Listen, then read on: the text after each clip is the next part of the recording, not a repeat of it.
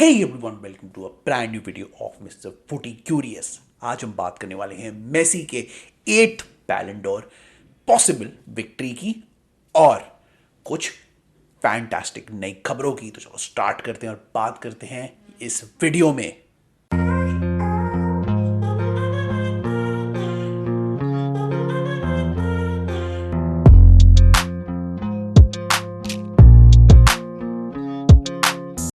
Hey guys, welcome back to the video.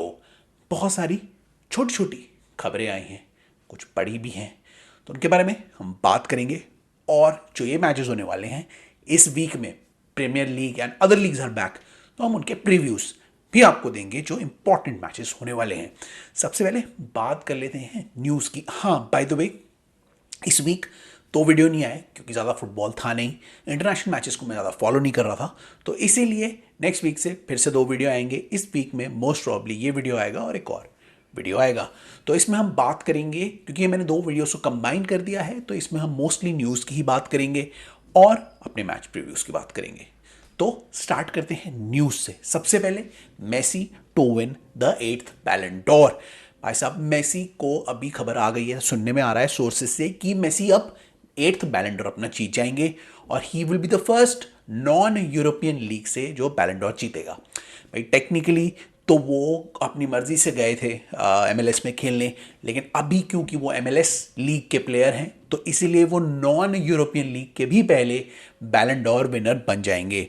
It was between him and Holland. Holland ने सबसे ज़्यादा score किए, बहुत इम्पैक्टफुल रहे, 3 मतलब ट्रेबल विनिंग सीजन किया मैन सिटी के साथ।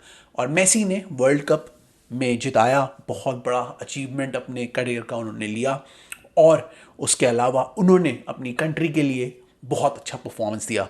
तो दोनों में से कोई था, दोनों में से ही ऑप्शन था, और ऐसा सुनने में आ रहा है कि Messi will now win the Ballon d'Or. तो 8th बैलन डोर मिलने वाले और फर्स्ट नॉन यूरोपियन लीग से बैलन डोर लेने वाले मेसी पहले खिलाड़ी होंगे। और अब इस बैलन डोर के बाद क्या मेसी ऑल टाइम गोट है? वेल, ये सब्जेक्ट टू डिबेट है, बट हमारे लिए, हम जैसे फैंस के लिए जिन्होंने मेसी को अपने खेलते हुए देखा है और मेसी को टीवी पे देखा है, मेसी को एंजॉय किया है एज अ प्लेयर, हमारे लिए तो Messi is the best player of all time. और लोग जिन्होंने पुराने प्लेयर्स भी देखे हैं, जिन्होंने फुटबॉल को काफ़ी टाइम से फॉलो किया है, उनके इसलिए तो कोई दूसरा प्लेयर भी हो सकता है best of all time, but हमारे लिए, हमारे खेलते हुए जो हम फैंस रहे हैं फुटबॉल के, हम जैसे लोगों के लिए तो मेसी ही रहे हैं the best player of all time. तो ऑल प्री कॉन्ग्रेचुलेशंस, वैसे कुछ चेंज तो नहीं होने वाला, but pre congratulations to Messi. Officially भी अभी जल्दी ही आ जाएगी, पता लग जाएगा, लेकिन फिलहाल के लिए तो Messi is going to win the Ballon d'Or. Next up, Manchester United sale saga. Manchester United जो सेल सागा है वो ही अभी हेडलाइंस को डोमिनेट कर रही थी, क्योंकि अभी कोई गेम्स थे ही नहीं। हुआ क्या, जो कतारी ओनरशिप है शेख जसीम की, उन्होंने पूरा ऑफर रखा था, उनके पास कोई जवाब नहीं आ रहा था। इवेंचुअली क्योंकि कोई जवाब नहीं आया ग्लेजर से, तो उन्होंने ये डिसाइड किया कि वो बिड से पुल आउट कर रहे हैं, और उन्होंने अपनी कंप्लीट बिड पुल आउट कर दी, जो फैब्रिज़ियो रोमानो ने सबसे पहले बताया। उसके बाद क्या हुआ? उसके बाद ये हुआ कि सुनने में आ गया अगले दिन कि भाई जो इनियोस के सर रिचर्ड, जो रैटक्लिफ है, इयन रैटक्लिफ, उसके बाद क्या हुआ? अगले दिन सुनने में आया कि जिम, उसके बाद क्या हुआ? अगले दिन सुनने में आया कि सर जिम रैटक्लिफ जो इनियोस के ओनर है, वो 25% स्टेक लेने जा रहे हैं मैनचेस्टर यूनाइटेड में। तो उनकी बिड अप्रूव होने वाली है, जिसकी वजह से ग्लेजर्स भी रहेंगे, वो भी रहेंगे, और फ्यूचर में ओवरऑल जो है वो प्लेइंग डिसीजंस, जो प्लेइंग वाले डिसीजंस हैं, उनकी जो ओनरशिप है वो सर जिम रैटक्लिफ के अंदर आ जाएगी। तो अब देखते हैं इससे कितना फ़ायदा होता है मैनचेस्टर यूनाइटेड को, फ़ायदा होता भी है नहीं होता, क्योंकि जिम रैटक्लिफ की जो ओनरशिप है उसके लिए वो लोग नहीं जा रहे थे, क्योंकि उसमें कोई डेट रिलोकेशन का प्लान नहीं है। और शेख जसीम की जो बिड थी वो कंप्लीट टेक ओवर की बिड थी, उसमें रीलोकेशन का भी प्लान था और मैनचेस्टर यूनाइटेड के डेवलपमेंट का भी प्लान था। तो बहुत सारे जो मैनचेस्टर यूनाइटेड के फैंस हैं वो तो ये कह रहे थे कि शेख जसीम की बिड बहुत स्ट्रांग है, उसमें डेट भी क्लियर हो जाएगी और नया डेवलपमेंट भी होगा और फर्दर मनी आएगा to take Manchester United at the level of other clubs. तो ये तो हुआ नहीं, अब तो शेख जसीम कंप्लीटली बाहर हो गए हैं। तो अब देखते हैं कि जिम रैटक्लिफ जो हैं ये कैसे मैनचेस्टर यूनाइटेड को आगे ले जाएंगे और कैसे फुटबॉलिंग स्पोर्टिंग डिसीजंस लेंगे और मैनचेस्टर यूनाइटेड को इस दलदल से बाहर निकालेंगे जहां वो फंसे हुए हैं, जहां उनके पास अभी अच्छी फैसिलिटीज़ भी नहीं है अपग्रेडेड और अच्छी मतलब ट्रांसफर पॉलिसी भी नहीं है, टीम ओल्ड हो रही है, जो उनका जो विनिंग मेंटालिटी है वो खत्म हो चुकी है। तो ये सब चेंजेस में अब जिम रैटक्लिफ कैसे हेल्प करेंगे, क्योंकि उन्होंने आई थिंक अपनी डील में ये बोला है कि स्पोर्टिंग डिसीजंस मेरे को अपने कंट्रोल में चाहिए। जो जो जो ग्लेजर्स हैं वो सिर्फ अपने मनी के लिए, अपने प्रॉफिट के लिए, अपने डिविडेंड के लिए यहाँ पे रहेंगे। तो ये बहुत बड़ी सागा थी, बहुत बड़ा चेंज था। अभी भी क्लियर नहीं था कि कौन इसमें से बिड जीतेगा, लेकिन इवेंचुअली अब जब वो कतारी ओनरशिप बाहर ही निकल गई है तो अब ऐसा लग रहा है कि सर जिम रैटक्लिफ ही 25% ओनरशिप ले लेंगे मैनचेस्टर यूनाइटेड की। तो देखते हैं मैनचेस्टर यूनाइटेड का क्या होता है। फैंस नाराज तो हैं, लेकिन अब क्या पता ये स्पोर्टिंग डिसीजन वाला जो अभी मैटर है इसकी वजह से मैनचेस्टर यूनाइटेड के स्पोर्टिंग डिसीजंस बेटर हो जाए, उनकी पॉलिसीज बेटर हो जाए। Let's see what happens in this saga now, क्योंकि फाइनलाइज हो जाएगी अब ये डील, मुझे ऐसा लग रहा है। और क्योंकि अब पक्का हो ही गया है कि एक पार्टी तो कंप्लीटली बाहर हो गई है, इसलिए अब दूसरी पार्टी को ही डील मिलना बाकी है। तो apparently Glazers are not going anywhere, Glazers are not selling the club. ये पहले से ही लग रहा था, जैसे जैसे वो टाइम जा रहा था और वो शेख जसीम की बिड पे रिस्पॉन्ड नहीं कर रहे थे। अगर उनको बेचना ही होता तो पहले ही बेच चुके होते, क्योंकि वो बेस्ट ऑफर है, that is probably like 7 billion कुछ का ऑफर है डॉलर्स का, और उसमें उनकी डेट भी क्लियर है, सब कुछ क्लियर है और उसके इन्वेस्टमेंट भी है बहुत सारी। तो बहुत अच्छा ऑफर था, अगर किसी उनको बेचना ही होता तो पहले बेच चुके होते, लेकिन ऐसा लग रहा था कि उनको नहीं बेचना, उनको मैनचेस्टर यूनाइटेड में रहना है।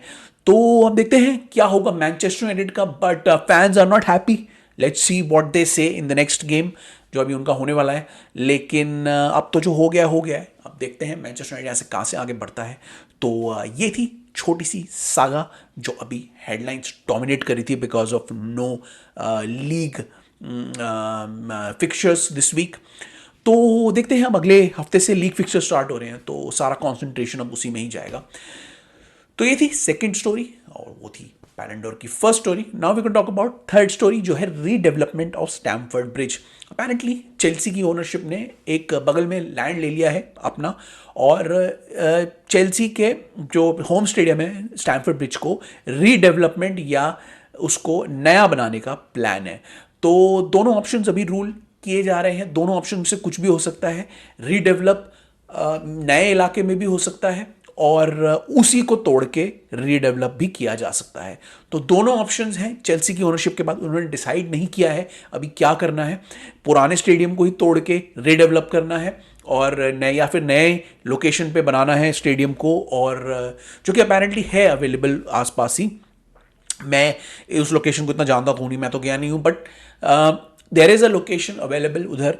तो वो वहाँ उस लोकेशन में बनाएंगे या फिर सेम लोकेशन पे जो उन्होंने एक्स्ट्रा लैंड लिया है उसको उसी स्टेडियम को तोड़ के बनाएंगे। देखते हैं क्या होगा आगे, but the new Stamford Bridge will house more than I think 55,000 60,000 की कैपेसिटी होगी उसकी, जो कि कई सारे सपोर्टर्स कह रहे हैं कम है। 75,000+ होना चाहिए चेल्सी ऐसे स्टेडियम के लिए, क्योंकि चेल्सी बहुत बड़ी क्लब है, उनके बहुत सारे फैंस हैं, वो आराम से स्टेडियम को फिलअप कर देंगे। तो देखते हैं वो फाइनल डिसीजन क्या लेते हैं, किस टाइप के स्टेडियम के लिए जाते हैं, रीडेवलप करते हैं इसी वाले स्टैमफोर्ड ब्रिज को या नए स्टेडियम के लिए आते हैं। Let's see what happens, but there is a new stadium coming for Chelsea fans. तो चेल्सी फैंस को तो इवेंचुअली एक बढ़िया स्टेडियम मिलेगा ही, चाहे वो यहाँ मिले चाहे वो वहाँ मिले, दोनों ऑप्शंस चेल्सी के फैंस के लिए खुले हैं। तो a good news for all the Chelsea fans की रीडेवलपमेंट के लिए काम शुरू हो चुका है। नेक्स्ट स्टोरी आती है कि वार की और इंजरीज की मैं बात करूंगा। वार के लिए बहुत अभी सुनने में आ रहा है कि वार का क्या किया जाए क्या नहीं किया जाए। वार को लाया गया था गेम में अपना गेम इम्प्रूव करने के लिए, लेकिन इन द एंड क्या हो रहा है, वो हिंज हुआ जा रहा है। एक के बाद एक ऑडियो रिलीज हो रहे हैं, वार के जो ऑफिशियल्स हैं उनकी इनकम्पिटेंसी सामने आ रही है, वो इनकॉम्पिटेंट लग रहे हैं वार को हैंडल करने के लिए, और टेक्नोलॉजी पे और ऑफिशियल्स पे बहुत सारी उंगलियां उठाई जा रही हैं। मैं अपना ओपिनियन इसमें छोटा सा देना चाह रहा था कि वार जो है ना, एक ऐसी टेक्नोलॉजी है जिसको अभी भी ऑफिशियल्स कंट्रोल करते हैं। अगर आप देखो क्रिकेट में भी थर्ड अंपायर जैसी टेक्नोलॉजी यूज़ होती है, और उसको भी ये टेक्नोलॉजी को भी यूज़ करने के लिए काम आता है, और वहाँ पे बहुत सक्सेसफुली इंप्लीमेंट किया गया है क्योंकि वहाँ पे ऑफिशियल्स अच्छे हैं। मुझे ऐसा लग रहा है जो ऑडियो सामने आए हैं अभी, मालो गुस्टो का ऑडियो भी आया था आफ्टर द लिवरपूल ऑडियो, तो उसमें यही चीज़ दर्शाती है कि जो कन्फ्यूजन है वो बहुत ज़्यादा है, और जो वार को देख रहे हैं वो इतने इनकॉम्पिटेंट नहीं है और इतने अग्रेसिव नहीं है, और जो ऑन फील्ड रेफरी है वो उनकी ना सुने हुए बहुत सारे डिसीजंस खुद ही ले लेते हैं। तो मेरे हिसाब से a good coordination and training of the officials is needed. एक तो ऑफिशियल को ट्रेनिंग मिलनी चाहिए, और दूसरा उनका ऑन फील्ड वाले ऑफिशियल के साथ अच्छा कोऑर्डिनेशन होना चाहिए, और वार वाले जो ऑफिशियल हैं उनको ही शॉट्स इवेंचुअली कैलकुलेट करने चाहिए, या इवेंचुअली चलाने चाहिए, शॉट्स फायर करने चाहिए, क्योंकि वो ही देख रहे हैं कि क्या हो रहा है क्या नहीं हो रहा है, और उनको सारे एंगल सेस करके ये डिसीजन जल्दी लेने की कैपेबिलिटी बनानी चाहिए। तो अच्छी ट्रेनिंग कॉम्पिटेंट ऑफिशियल्स से बार अच्छा हो जाएगा, और गेम में ज़्यादा बेटर सुविधा लेके आएगा, क्योंकि technology is better, but the individuals who are handling the technology should be better as well. तो ये थी वार का मेरा एक छोटा सा ओपिनियन था, मुझे ये देना था, तो आज मेरे को मौका मिला, मैंने दे दिया आपको। तो ये छोटा सा ओपिनियन है वार के लिए। अब हम बात कर लेते हैं द निगलिंग इश्यूज ऑफ इंजरी जो सारी लीग्स में हो रही हैं, क्यों रही हैं वो। अभी रिसेंट में आपने देखा होगा, अभी जो क्वालिफायर्स हुए थे उसमें नेमार भी इंजर्ड हो गए हैं, और अभी चेल्सी के भी कुछ एक दो प्लेयर्स इंजर्ड हो गए हैं। रीस जेम्स अभी ट्रेनिंग में इंजर्ड हो गए थे, अपेरेंटली वो आर्सेनल के गेम के लिए रेडी थे, फिर अभी सुनने में आ रहा है कि वो नहीं है। तो ऐसे ही बहुत सारी इंजरीज हैं, हर टीम को हो गई हैं। अभी इंजरी लिस्ट आई थी बहुत सारी, और ये बहुत ज़्यादा देखने को मिल रही है रीसेंट टाइम में, पहले इतनी नहीं देखने को मिलती थी। अब इसका रीज़न क्या है क्या नहीं है एग्जैक्टली तो मुझे पता नहीं, बट जहाँ तक मैं सोच सकता हूँ, मैं अपना छोटा सा एक ओपिनियन उसमें दे देता हूँ कि मुझे ऐसा लग रहा है, पहली चीज़ कि एक तो जो गेम्स हैं वो बहुत ज़्यादा बढ़ गए हैं पहले से। पहले इतने गेम्स नहीं हुआ करते थे, इतनी इंटेंस गेम नहीं हुआ करते थे। आज की डेट में हर एक गेम इंटेंस हो गया है, हर एक गेम इंपॉर्टेंट हो गया है, और गेम की जो फ्रीक्वेंसी है वो भी बढ़ गई है। आप देख रहे हो प्लेयर्स को लीग भी खेलनी पड़ती है, चैंपियंस लीग भी खेलनी पड़ती है, कप्स भी खेलने पड़ते हैं, फिर उसके बाद इंटरनेशनल लीग भी खेलनी पड़ती है, और ट्रैवलिंग बहुत करनी पड़ती है।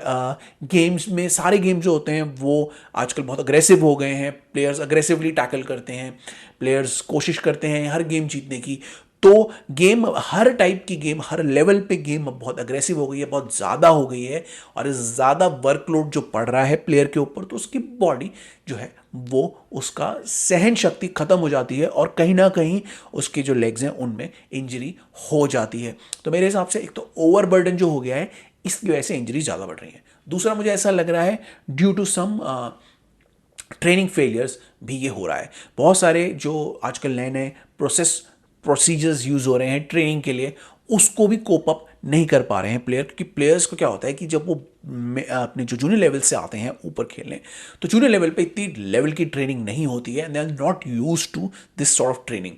ठीक है, फिर क्या होता है, वो सीनियर लेवल पे जाते हैं और उनको बहुत ज़्यादा ट्रेनिंग झेलनी पड़ती है, बहुत ज़्यादा ट्रेनिंग करनी पड़ती है, बहुत नए नए मेथड्स से अपने आप को वो मेथड्स में अपने आप को सिखाना पड़ता है। उससे क्या होता है कि जो प्लेयर्स इसके आदी नहीं होते ना, उनका कहीं ना कहीं लेग्स में ब्रेक डाउन हो जाता है, और वो फिर कहीं ना कहीं इंजर्ड हो जाते हैं। तो एक लोअर लेवल ऑफ ट्रेनिंग से जब वो हायर लेवल ऑफ ट्रेनिंग पे आते हैं, तो उनको ईज ऑफ कराना बहुत ज़रूरी है, क्योंकि वो उस लेवल के स्ट्रांग और फिट नहीं होते हैं कि वो हायर लेवल की ट्रेनिंग झेल पाएँ।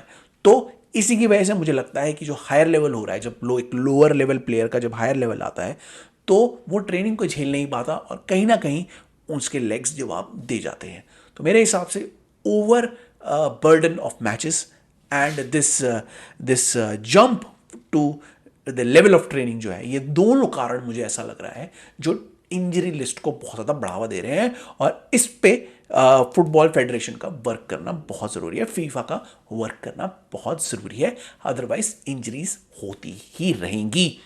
तो ये था मेरा छोटा सा opinion on why these injuries are occurring, मतलब बहुत ज़्यादा तादाद में। तो देखते हैं फीफा इसके बारे में क्या करती है। जब ये बहुत ज़्यादा प्रॉब्लम हो जाएगी तो कुछ ना कुछ तो इसका सोल्यूशन निकालना ही पड़ेगा। तो ये थे guys training issues, injury issues, war issues और कुछ न्यूज़। अब हम बात कर लेते हैं जो इस बार के मैचेस होने वाले हैं उसके छोटे से प्रीव्यूज की। सबसे पहला इंपॉर्टेंट मैच होने वाला है पीएल में। पीएल की पहले बात कर लेते हैं। 3 मैचेस की मैं बात करूंगा। Most of the wins, most of the दूसरी टीम्स के लिए स्ट्रेट फॉरवर्ड है इस वीक, लेकिन मैं 3 मेन मैचेस की बात करूंगा प्रीमियर लीग से। पहला है Liverpool versus Everton. Liverpool versus Everton Merseyside derby है, बहुत बड़े फेयर्स राइवल हैं, और although Liverpool are way above ranking में एवर्टन के, स्टिल मैं ये कहूँगा कि एवर्टन लिवरपूल के गेम में अपनी पूरी जी जान लगा देती हैं। बहुत पुरानी डार्बी है और एवर्टन कोशिश करती है कि वो अपना बेस्ट परफॉर्मेंस दे अगेंस्ट लिवरपूल। तो ये मैच बहुत ही इंटरेस्टिंग होगा। एवर्टन के पास भी प्लेयर्स हैं जो लिवरपूल को प्रॉब्लम कर सकते हैं। लिवरपूल का डिफेंस इतना अच्छा नहीं रहा है, मिडफील्ड में भी वो बहुत अच्छे नहीं रहे हैं, और हाँ उनका अटैक ज़रूर अच्छा है लिवरपूल का, बट डिफेंस और मिडफील्ड की वजह से वो गोल खा सकते हैं। ओवरऑल अगर मैच की बात करें तो लिवरपूल ऑफ कोर्स फेवरेट होगी क्योंकि उनका लेवल बहुत अबव है एवर्टन से, लेकिन क्योंकि वो वनरेबल हैं बैक में और मिडफील्ड से, इसीलिए एवर्टन के पास भी ऐसे कुछ प्लेयर्स हैं जो इसका फ़ायदा उठा के गोल कर सकते हैं। डोमिनिक कार्वेट-लुइन है जो सबसे मेन है, अगर वो चल गए तो मे बी उसका फ़ायदा उठाया जा सकता है। उसके अलावा एवर्टन एक ऐसी टीम है जो अपने एटमॉस्फेयर में अच्छा खेलती है, तो देखते हैं वो लिवरपूल के अगेंस्ट कैसा परफॉर्म करेगी। बट मेरे हिसाब से लिवरपूल आर द फेवरेट्स, क्योंकि उनकी team is notch couple of notches above Everton in terms of talent and in terms of the skill level. तो एवर्टन वर्सेस लिवरपूल में तो मैं लिवरपूल को विक्टर बता रहा हूँ, लेकिन एवर्टन अगर सरप्राइजली जीत गई तो कोई मतलब इसमें कोई बड़ी बात नहीं होगी, क्योंकि अपने मर्सीसाइड डार्बी में जो वो जी जान लगा देते हैं वो तो होना ही है। एवर्टन अपना जी जान तो लगाएगी ही इस गेम में। इसके बाद नेक्स्ट जो बड़ा गेम होने वाला है वो है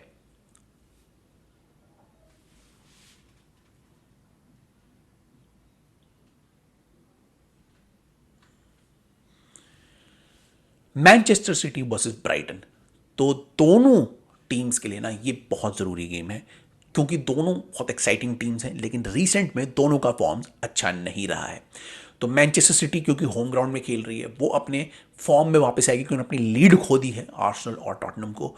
और ब्राइटन ये दिखाएगी कि वो एक ऐसी flash in the pan team नहीं है कि जो आई थी जीत गई अब नहीं जीत रही है।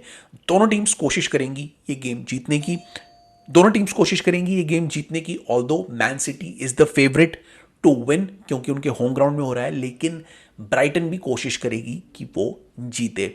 तो ब्राइटन के पास आप जानते ही वो बहुत अच्छे प्लेयर्स हैं जो किसी की टीम को प्रॉब्लम क्रिएट कर सकते हैं, और वो भी अटैकिंग में बड़े अच्छे हैं, लेकिन वो पीछे हाईलाइन की वजह से गैप्स बहुत छोड़ते हैं, जिसका फ़ायदा मैन सिटी उठा सकती है।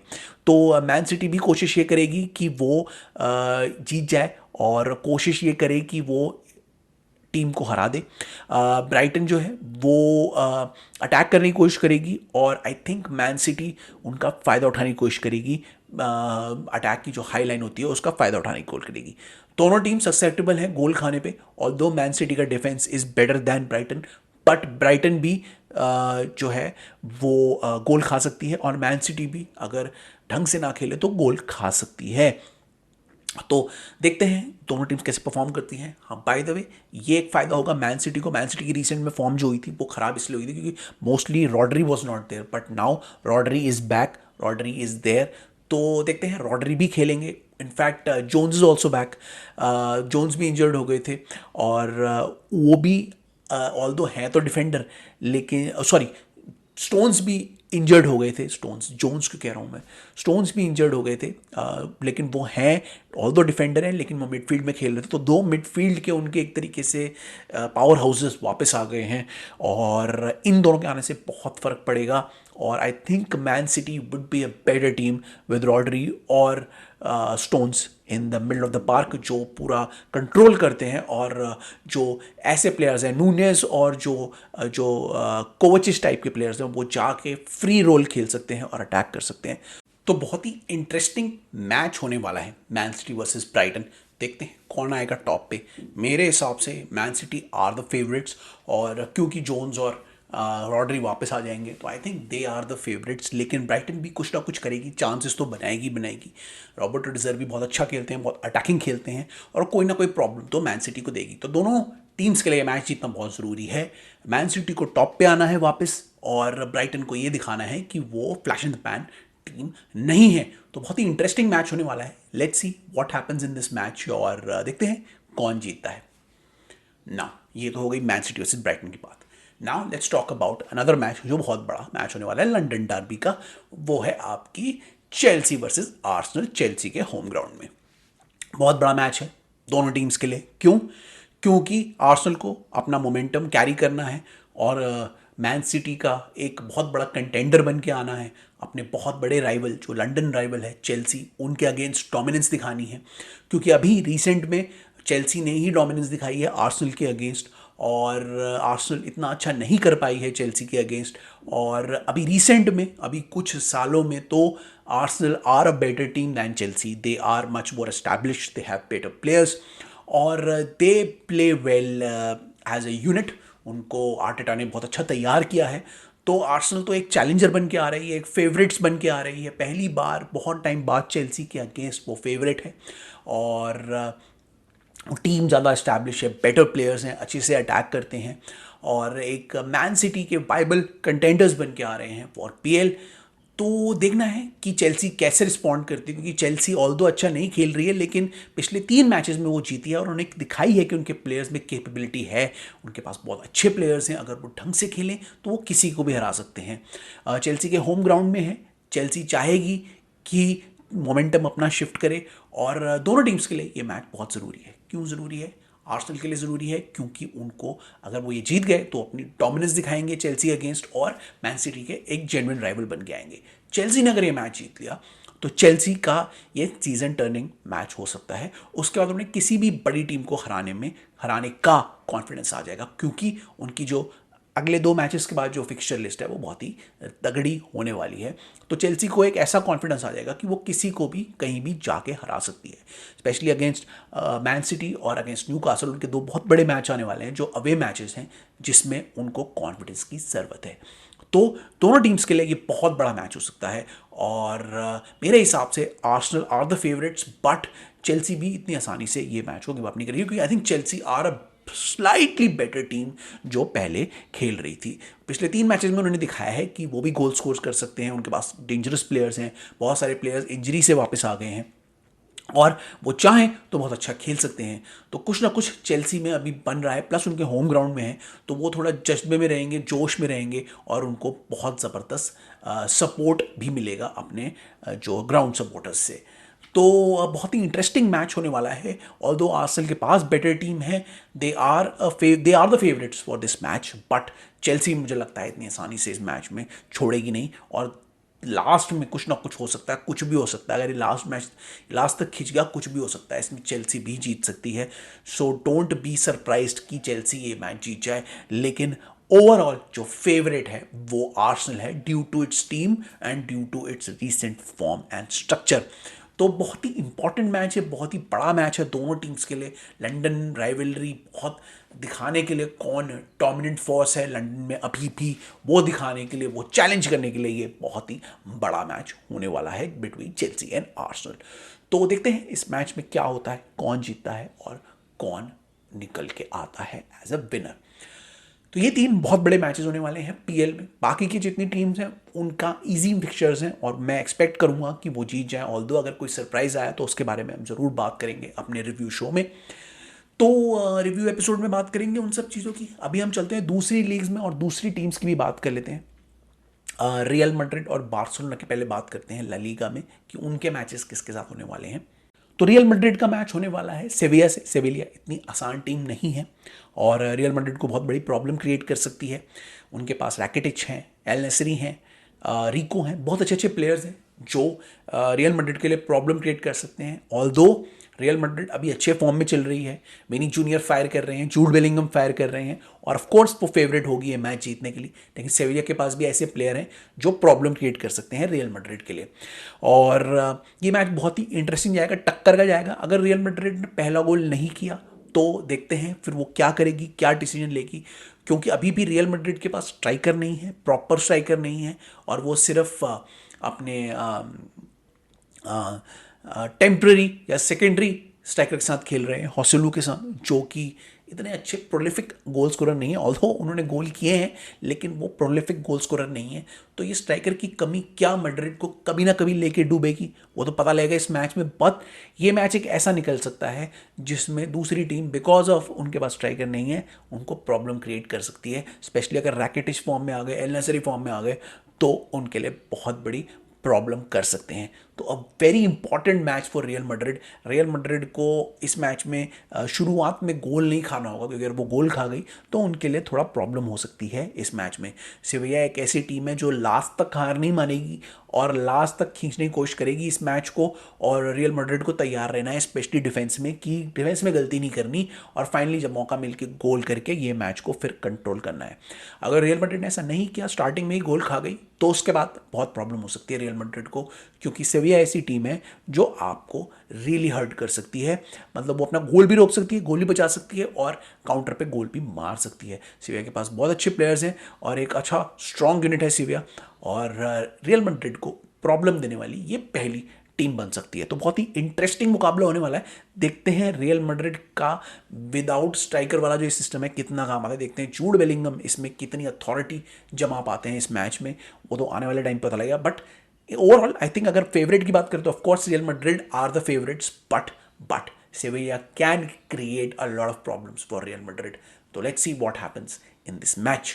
तो रियल मैड्रिड का मैच है सेविया के साथ और बार्सिलोना का मैच है एथलेटिक बिल्बाओ के साथ। ये भी बड़ा इंटरेस्टिंग मैच रहेगा क्योंकि एथलेटिक बिल्बाओ भी एक यंग डायनामिक टीम है जो प्रॉब्लम क्रिएट कर सकती है बार्सिलोना के लिए।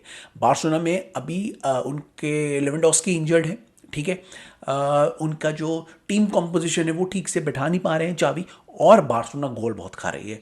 तो ये तीन का फ़ायदा उठा सकती है आपके ये एथलेटिक बिल्बाओ। इनके पास इनाकी विलियम्स हैं, ऐसे स्ट्राइकर्स हैं बहुत अच्छे अच्छे, उनके पास निको विलियम्स भी हैं।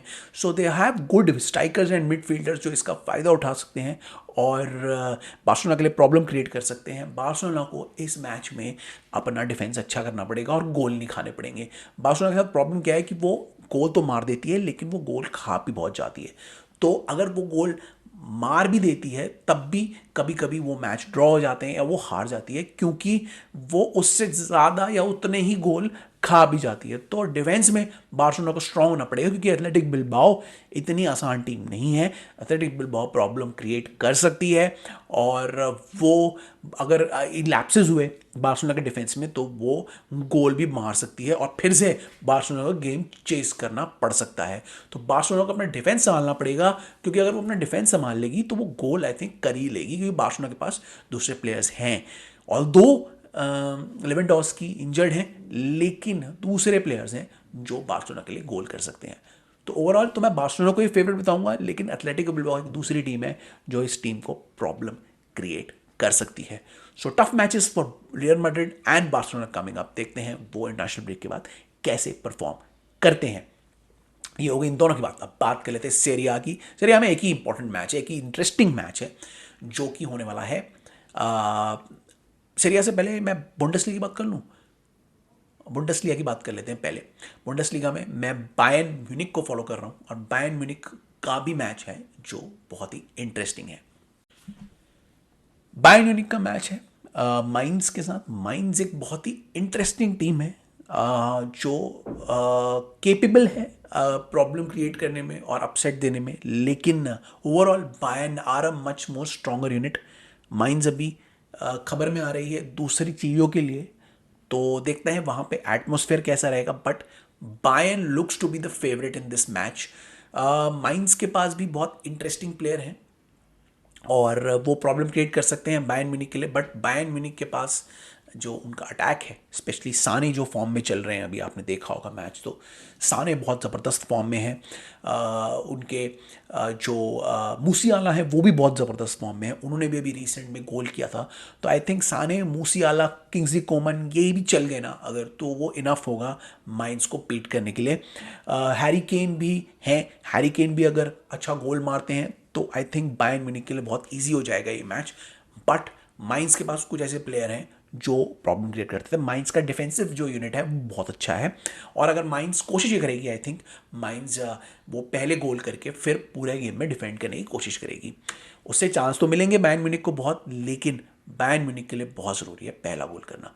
बायर्न म्यूनिख जानती है कि अगर माइंस ने पहला गोल कर दिया तो माइंस उसके बाद पीछे हो जाएगी, बैठ जाएगी, उनका डिफेंसिव यूनिट अच्छा है और वो गेम को किस तरीके से बचा लेगी। बट अगर बायर्न म्यूनिख पहले गोल करती है तो मेरे हिसाब से फिर माइंस के पास कोई चांस नहीं है। फिर बायर्न म्यूनिख के जो प्लेयर्स हैं वो फॉर्म में आ जाएंगे, फ्लो में आ जाएंगे, और एक बार सारे मूसियाला, कोमन ऐसे फॉर्म में आने लग गए तो I think Mainz will not be able to stop them. तो देखते हैं पहला गोल कौन करता है, वो बहुत क्रूशियल है इस गेम में, और उसी से ये गेम डिसाइड होगा। तो देखते हैं इस गेम में क्या होता है, but I give the edge and the victory to my vote to Bayern Munich in this match. Now finally जो मैं पहले बात करने वाला था सीरिया की, सीरिया में एक ही इंपॉर्टेंट मैच होने वाला है, बहुत मेन मैच जो है वो है यूवेंटस वर्सेस एसी मिलान, जो कि बड़ा इंटरेस्टिंग मैच होगा। Overall right now AC Milan are in a much better state, तो AC Milan will be the favorites in this match, but Juventus भी कोशिश ये करेगी AC Milan को हरा के एक स्टेटमेंट विन देने की, क्योंकि यूवेंटस एक फॉलन जायंट है जो रिसेंट में गलत चीज़ों के लिए, गलत रीजंस के लिए सामने आ रहा है, और उनकी जो टीम है वो काफ़ी डिफ्लेटेड है, उनके जो जो प्लेयर्स हैं अब वैसे नहीं रहे, यूवेंटस का वो खौफ नहीं रहा जो पहले हुआ करता था सीरिया में। तो यूवेंटस भी अपनी डोमिनेंस बनाने की कोशिश कर रहा है, और वो भी कोशिश करेगा कि AC मिलान को हरा के एक स्टेटमेंट विन निकाले।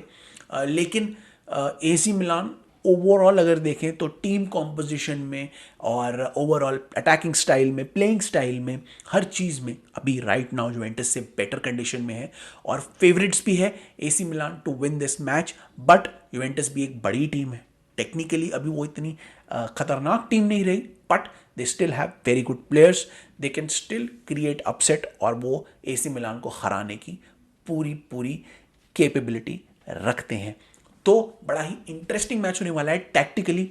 क्या AC मिलान अपने फ्री फ्लोइंग स्टाइल में खेलेंगे, क्या फिर जुवेंटस को वो देखेंगे, असेस करेंगे और फिर अपना स्टाइल चेंज करेंगे, ये देखना पड़ेगा। बहुत इंटरेस्टिंग गेम ये हो सकता है। अगर उन्होंने जुवेंटस को बहुत रिस्पेक्ट दी तो वो भी डिफेंसिव आउटलेट की तरह खेलेंगे। उनके पास प्लेयर्स हैं, राफाएल लियाओ, क्रिश्चियन पुलिसिक टाइप की, जो काउंटर अटैक कर सकते हैं, जो फर्दर फॉरवर्ड खेल सकते हैं, और बाकी की टीम जो है उनकी डिफेंसिव यूनिट क्रिएट कर सकती है। लेकिन अगर उन्होंने देखा कि यूवेंटस हाईलाइन खेल रही है, यूवेंटस कोशिश कर रही है अटैक करने की, तो वो भी उसे डिस्टर्ब कर सकते हैं, वो भी हाईलाइन खेल सकते हैं, और वो भी अटैकिंग गेम खेल सकते हैं। तो बड़ा इंटरेस्टिंग टैक्टिकली ये मैच होगा। देखते हैं एक टीम दूसरी टीम को कैसे ऑब्जर्व करेगी और कैसे अपना गेम चेंज करने की कोशिश करेगी, क्योंकि मुझे लगता है AC मिलान और यूवेंटस दोनों एक अडेप्टिव टीम्स हैं जो दूसरे के प्लेइंग स्टाइल को देख के अपने आप को अडेप्ट करती हैं। तो बहुत ही इंटरेस्टिंग गेम होने वाला है टैक्टिकली। मेरे हिसाब से वेपन्स जो हैं वो सबसे अच्छे इनके पास हैं, मतलब अटैक करने के लिए राफाएल और क्रिश्चियन पुलिसिक जैसे जुलू भी हैं उसमें। तो बढ़िया जो तरीका है, जो प्लेयर्स हैं वो तो AC मिलान के पास है, लेकिन यूवेंटस के पास भी बुरे प्लेयर्स नहीं है, ब्लाओविच है उनके पास, और किसी तरीके से अगर यूवेंटस ने ये मैच जीत लिया तो उनके लिए भी एक स्टेटमेंट विन होगी कि एक टाइटल कंटेंडर को, एक बहुत ही सीरियस टीम को जो अभी उनसे अच्छी है, उनको हरा के वो भी एक अपनी अथॉरिटी सीरिया में जमाना चाहेगा। तो बहुत ही इंटरेस्टिंग गेम है for their dominance, for their authority, और देखते हैं कौन जीतता है। मेरा वोट जाता है AC मिलान को, लेकिन इस गेम में कुछ भी हो सकता है। तो गाइज ये थे मेरे छोटे से वीडियो रिव्यू, प्रीव्यू और कुछ न्यूज़ अभी ज़्यादा न्यूज़ आई नहीं, इसलिए मैंने सब कुछ एक ही वीडियो में कंपाइल कर दिया। और जैसे जैसे गेम्स आएंगे वैसे ही हमारे वीडियोस अब चलेंगे और आपके लिए मैं वीडियोस लाता रहूँगा। Keep liking, subscribing and following us on YouTube and other audio platforms, सब जगह अब हम अवेलेबल हैं। And keep enjoying our content, hopefully आपको पसंद आएगा। I will see you in the next one. Till then it's bye bye from my